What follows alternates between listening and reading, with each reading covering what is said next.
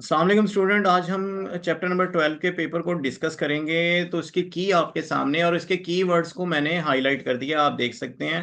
ये Gaussian surface की definition है, तो इसका जवाब गॉसियन सरफेस होगा। इलेक्ट्रिक फ्लक्स मैक्सिमम होता है 0 डिग्री पर, और नीचे भी इलेक्ट्रिक फ्लक्स है लेकिन आपकी फार्मूले के साथ और डिफरेंट स्टेटमेंट के साथ दिया है, तो ये इसका जवाब होगा 0 डिग्री। ईईजी ब्रेन एक्टिविटी को मॉनिटर करता है, ईसीजी हार्ट एक्टिविटी को, और ईआरजी इलेक्ट्रोरेटिनोग्राफी आंखों की एक्टिविटी को। एनर्जी स्टोर इन कंडेंसर, कंडेंसर कैपेसिटर का पुराना नाम है और उसमें एनर्जी स्टोर होती है इलेक्ट्रिक पोटेंशियल की सूरत में, इलेक्ट्रिक पोटेंशियल एनर्जी की। ये जो फार्मूला दिया गया है ये एनर्जी डेंसिटी का है, लेकिन यहाँ पे एनर्जी डेंसिटी की जगह उसका फार्मूला लिखा गया है एनर्जी पर यूनिट वॉल्यूम। ठीक है जी, नेक्स्ट देखते हैं हमारे पास। आप एक कैपेसिटर की प्लेट को कैसे पहचान सकते हैं पॉजिटिव चार्ज है? तो फ्री चार्ज मेथड से और बाई गोल्ड लीफ इलेक्ट्रोस्कोप से। गोल्ड लीफ इलेक्ट्रोस्कोप का आगे एमसीक्यू में जवाब आएगा, तो आपको उसको भी मैं और अच्छी तरह पता लग जाएगा। If a point charge q of the mass m released in uniform field, अगर फील्ड में क्या वो रेक्टिलिनियर मोशन अटेन करेगा, और करेगा तो कैसे करेगा? तो ये देखें, ये नॉन यूनिफॉर्म इलेक्ट्रिक फील्ड है, अगर इसमें आप चार्ज फेंकेंगे तो बिल्कुल वो लीनियर जाएगा। डिफाइन इलेक्ट्रॉन वोल्ट, इलेक्ट्रॉन को एनर्जी गेन करता है अगर से हम 1 वोल्ट पोटेंशियल डिफरेंस से जो है वो प्रोजेक्ट करते हैं। और ये 1 वोल्ट पोटेंशियल यहाँ पे लगाना है, यहाँ पे इलेक्ट्रॉन का चार्ज तो 1.6 10⁻⁻19 कूलम उसकी वैल्यू आ जाएगी। Does the electron go to the region of high potential or low? High potential is positive and electron is negative. Therefore, it is going from negative to positive charge. E is necessarily zero inside the charged rubber balloon. Yes, बिल्कुल ये zero होगा, क्योंकि ये Gauss's law की application है, पहली पहली application है। उसमें बिल्कुल हम साबित करते हैं कि ये जीरो होगा, क्योंकि इनसाइड चार्ज नहीं होता बल्कि बाहर चार्ज होता है। पोटेंशियल ग्रेडियंट, यहाँ ग्रेडियंट को मैंने हाईलाइट किया क्योंकि ग्रेडियंट आप जिसको भी बोलेंगे, जिस चीज को भी आप ग्रेडियंट बोलेंगे, ठीक है, वो डिस्टेंस के हिसाब से तब्दील हो रही होगी। Right the two difference between electric and gravitational force. तो अगर आपको ये दोनों फार्मूले ही याद है, इलेक्ट्रिक फोर्स और ग्रेविटेशन, तो आप यहीं से डिफरेंस निकालें। जी की वैल्यू बताएं और के की एक। फिर ये दोनों, ये मैसेज के लिए, न्यूट्रल बॉडीज के लिए ग्रेविटेशनल फोर्स, ये चार्ज बॉडी के लिए। इलेक्ट्रिक फोर्स अट्रैक्टिव भी हो सकती है रिपल्सिवली, लेकिन ग्रेविटेशनल फोर्स सिर्फ अट्रैक्टिव हो सकती है। गॉसियन सरफेस को डिफाइन करें, तो ये गॉसियन सरफेस, पहला एमसीक्यू गॉसियन सरफेस की पूरी डेफिनेशन ही है।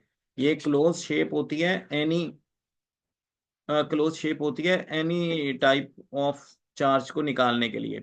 इलेक्ट्रिक फील्ड, एक चार्ज पे 2e है उसका चार्ज, और 3 वोल्ट से वो एक्सेलरेट हो रहा है, लेट्स से दैट। तो उसकी काइनेटिक एनर्जी बतानी है, तो ये फार्मूला है। फेरेड डिफाइन करें, फेरेड कैपेसिटेंस का यूनिट है और यहां से डिफाइन होगा ये। ठीक है, फेरेड बराबर होता है कूलम पर वोल्ट के।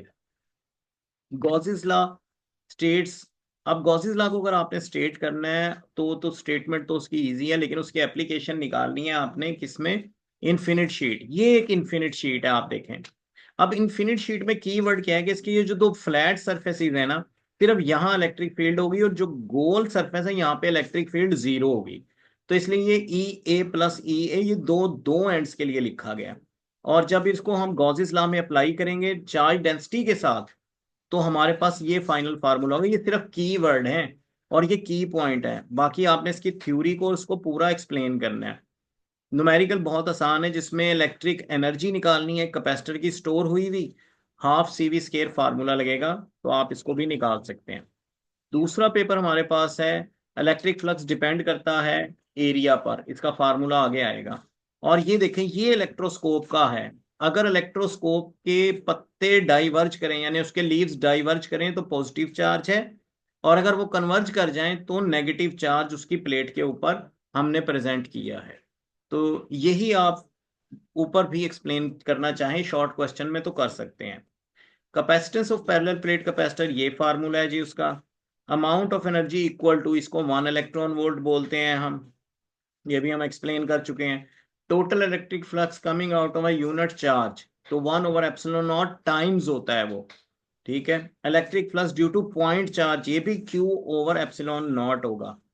तो पहला शॉर्ट क्वेश्चन है आर सी, टाइम के बराबर होता है, साबित करना है। तो चार्ज जो होता है यानी कूलम जो होता है, कूलम एम्पियर सेकंड होता है और ओहम वोल्ट पर एम्पियर होता है। जब आप यहाँ दोनों की वैल्यू लगाएंगे तो ये फार्मूला खुद ब खुद आपको जो है मिक्स होके आपको टाइम का फार्मूला दे देगा। और इसी का दूसरा क्वेश्चन है, क्या एक चार्ज रबड़ बैलून में इलेक्ट्रिक फील्ड जीरो हो गई जबकि चार्ज बाहर है? जाहिर बात है, जब चार्ज बाहर है अंदर तो नहीं है ना, तो अंदर गॉसियन सरफेस पे कुछ भी नहीं मिल रहा, तो अंदर अगर चार्ज नहीं है तो इलेक्ट्रिक फील्ड जीरो ही होगी। शो करेंगे Newton per coulomb volt per metre के बराबर है, तो दोनों की वैल्यू लगाई है। ये देखें मैंने, वोल्ट किसके बराबर है? जॉल पर कूलम, और इसको टाइम से डिवाइड कर दिया, यहाँ सॉरी मीटर से डिवाइड कर दिया। मीटर मीटर से कैंसिल, तो न्यूटन पर कूलम के बराबर आ गया। अब उसी तरह डिफाइन इलेक्ट्रॉन वोल्ट, ये हम ऊपर भी डिफाइन करके आए हैं, लेकिन स्टेटमेंट थोड़ी सी चेंज है, इसको देख लीजिएगा। Right the name of applications of Gauss's law. Application कौन कौन सी है?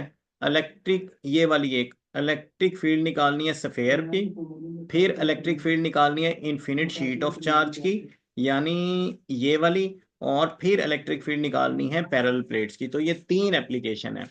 और फिर वही सवाल है यहाँ पे, आप देख सकते हैं कि क्या चार्ज रेक्टिलिनियर मोशन करेगा अगर उसे नॉन यूनिफॉर्म इलेक्ट्रिक फील्ड में प्रोजेक्ट किया जाए?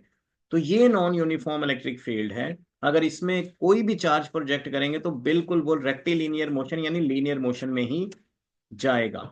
Electric lines of force never cross each other, बिल्कुल ये क्रॉस नहीं करेंगे, क्योंकि इलेक्ट्रिक लाइन ऑफ फोर्स की जो डायरेक्शन हम लेते हैं वो हम करते हैं इस तरह से, हम उसको इस तरह करते हैं कि हम टेंजेंट ड्रॉ करते हैं एक पॉइंट पे, और एक पॉइंट पे एक ही टेंजेंट हो सकता है, ऐसे एक से ज्यादा नहीं हो सकता। Difference between electric potential and electric potential difference. तो इलेक्ट्रिक पोटेंशियल क्या होता है? Work done per unit charge. Electric potential difference, the potential difference between two points inside the electric field. Formula दोनों का सेम होगा, यूनिट दोनों के same होंगे। Prove that R C is equal to T, तो वो यहां से ही आप इसका हिंट लेंगे, ठीक है। R C is equal to T, और इसको साबित करेंगे। और इसी तरह हम जो है volt per metre is equal to newton per coulomb को भी यहां से हिंट लेके इसको साबित करेंगे। ले जी, define capacitor and capacitance, derive the expression for the energy store in a capacitor. अब पोटेंशियल एनर्जी जो है हाफ सी वी है और क्यू वी है, और q is equal to c v होता है। जब यहां लगाएंगे तो ये इंपॉर्टेंट फार्मूला एनर्जी का निकल आएगा, लेकिन अभी ये कंप्लीट नहीं है। यहाँ सी की और वी की वैल्यू लगाएंगे, देखिए ये वी की वैल्यू और ये सी की वैल्यू, जब ये लगाएंगे तो ये एनर्जी निकलेगी। अब ये एनर्जी है और ये ए इंटू डी वॉल्यूम है, अगर वॉल्यूम को यहाँ मल्टीप्लाई हो रहा है एनर्जी से डिवाइड कर दिया जाए तो एनर्जी डेंसिटी निकल आएगी। और इसी तरह ये आप देख सकते हैं कि हमें 2 मीटर अवे इस चार्ज से इलेक्ट्रिक फील्ड निकालनी है।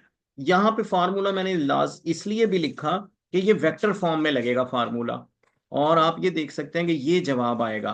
तो ये जो जवाब आएगा यहाँ से फिर हमने इसको कैलकुलेट करना होगा। अल्लाह हाफिज।